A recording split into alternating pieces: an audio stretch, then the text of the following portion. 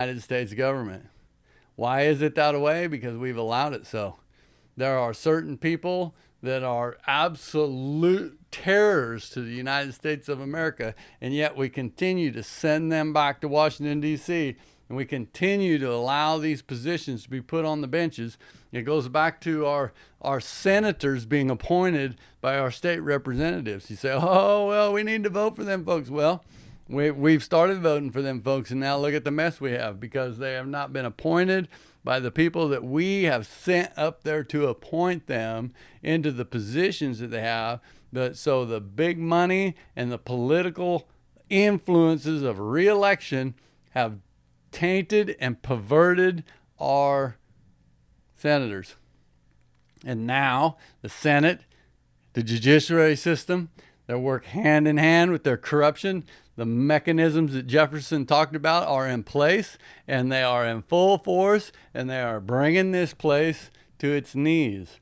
And if we don't do something about it, folks, we are going to be the ones suffering in the great last days under the hands of our own government.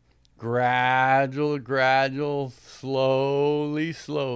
And what is it they say? The Antichrist will come in the last days. They'll all be saying, peace and safety. Oh, yeah, peace and safety. Yep, the government's taking care of us. It's giving us everything we need. We don't have to worry about a thing.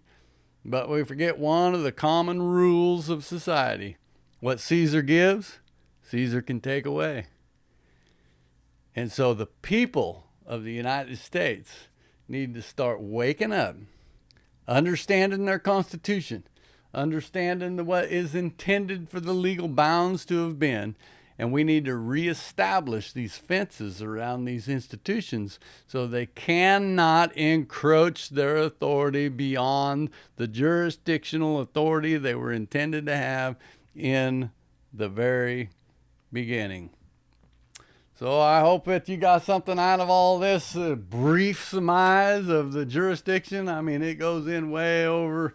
I've got a, what do you call a history book here that's got, I don't know how many chapters on the jurisdiction of the judicial system and what it was intended to be.